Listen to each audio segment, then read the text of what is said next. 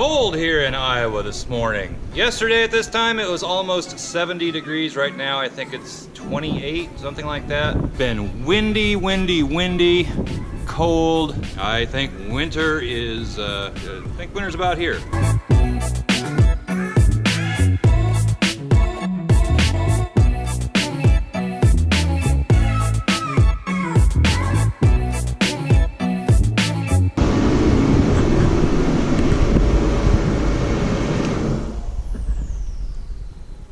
So I've been working on the project truck, really haven't been doing a lot different. Compression keeps going up, down, up, down.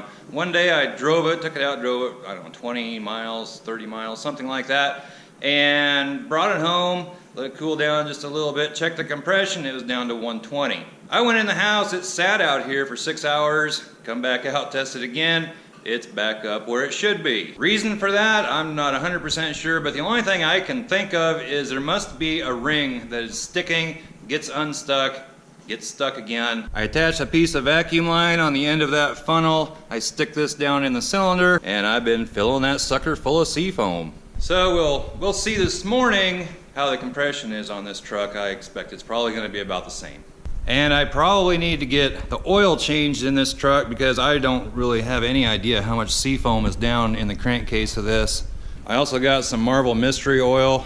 A couple people suggested putting that in it, and I have actually put some of that in it before. Mostly going with the seafoam though, I think it's probably a little more powerful. But I may give that another try if this doesn't work. If the compression is still down, I'm probably not going to change the oil right now, and I'll dump some more crap down in the cylinder. Let that sit and we'll go from there. I'd really like to get started doing the body work and other things on this truck. There's a few things up here on the front end that I want to do.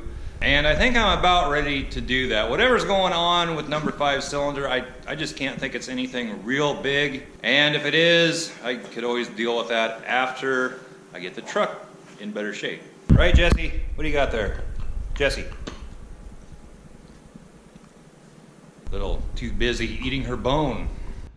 So I've had this cylinder, I've had seafoam in it overnight, and I did this the other day. I tried cranking it over and seafoam just went everywhere, so I'm going to put a rag over the spark plug hole. Turn it over real quick and just make sure there isn't anything else in there before I do a compression check.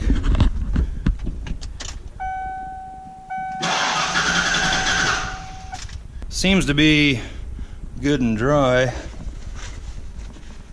Yeah, there's not even anything on the rag. And I can tell just from there how it was turning over. The compression is still down, I think. So I got my tester hooked up here. We'll get in the truck, crank it over and see where we're at.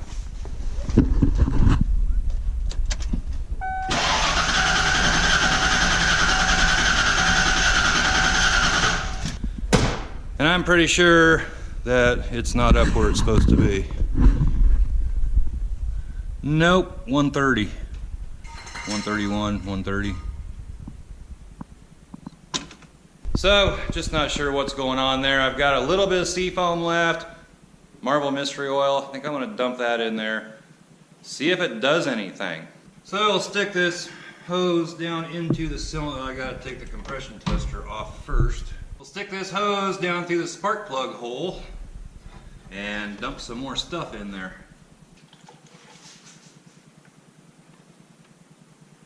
Didn't have a lot of seafoam left. I'm going to throw some mystery oil in there too. We'll let it soak for a while and we'll see where we're at. Not exactly sure how much to put in the darn thing. I've overflowed it several times. So I've got seafoam and Marvel Mystery Oil dumped down into the cylinder. Fairly good amount poured in there. I'm going to let that sit and soak at least for several hours, and we'll see if it makes any difference at all. And I think we're just going to get started doing some other things on this truck.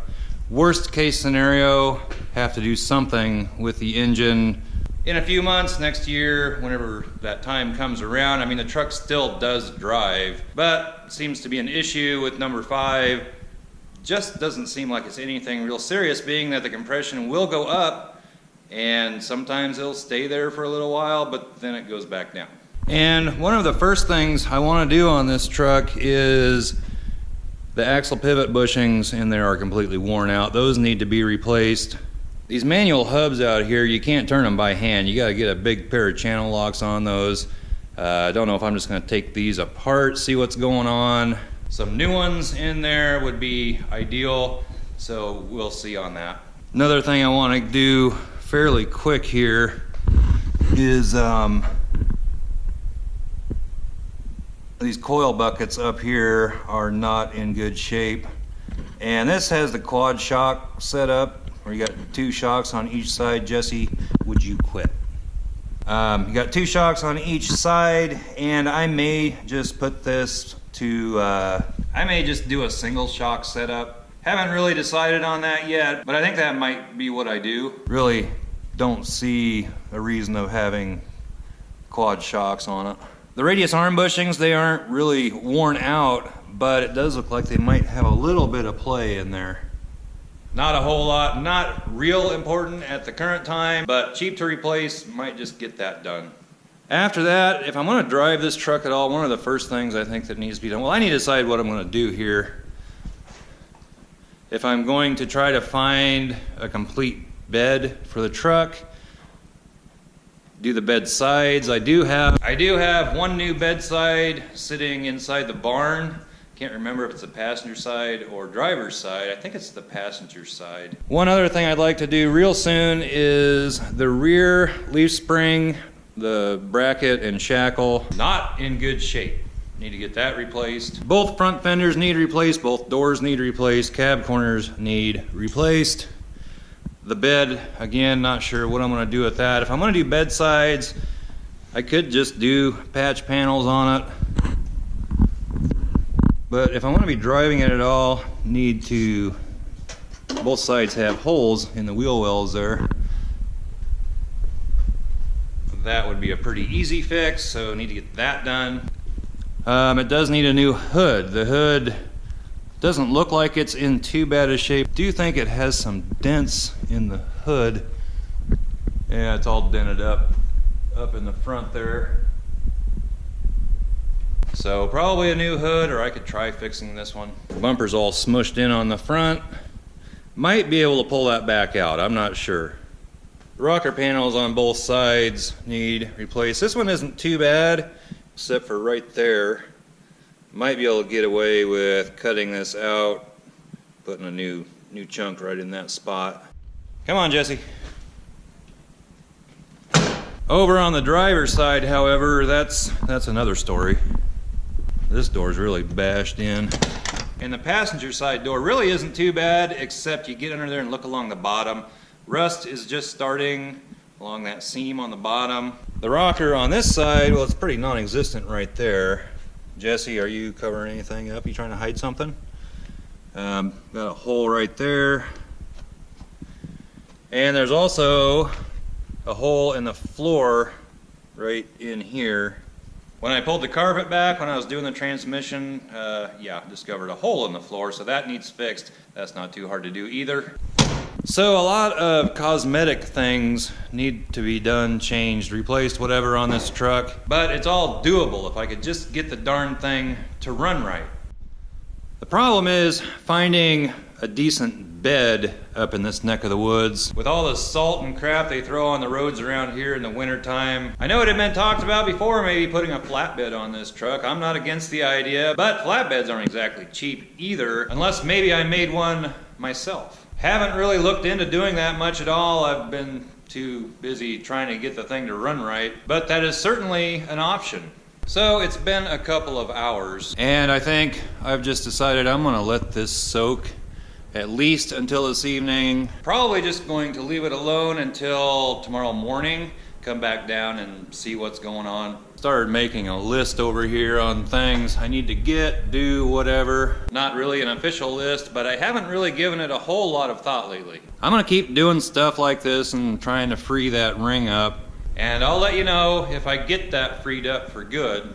But worst case scenario, have to pull the engine out, And for about $400, you can get a rebuild kit, tear it down, and that should fix the problem. Not really wanting to do that, and right now I just don't think that is necessary, but I think it will get resolved. One way or another it will. Either we can do a rebuild kit on the engine, or just find a whole nother engine, probably for about the same price. Which really isn't too bad, being that I didn't pay a dime for this truck. Actually found more than a few dimes under the seat of this truck. If you're new to the channel, I traded an old camper for this truck. It was an old 1969 Apache Ramada pop-up camper in pretty decent shape for its age. We never used it. They didn't use the truck. Truck had been sitting for about 5 years, basically. And we got to talking, decided we'd just trade straight up, so that's what we did. So really, with not much invested, and the darn heater.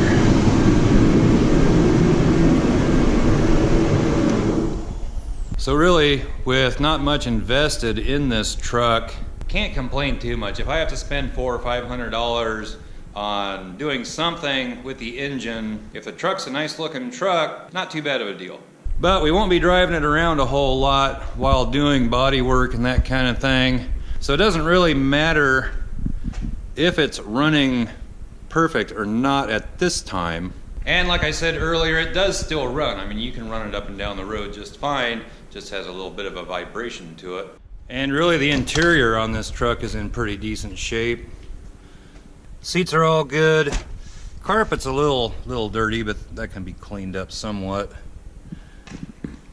There's another thing over here, which is a real common thing on these trucks. The bracket that's back in here, that's broke. So if you go over like washboarded road or something like that, the dash will tend to bounce a little bit. Real common problem on these trucks. I think in '96 they may have started putting a metal bracket in there. The one in these is plastic. And the dash isn't all cracked up or anything. Really, it's in pretty decent shape. And I don't know what I did with my four-wheel drive shift knob.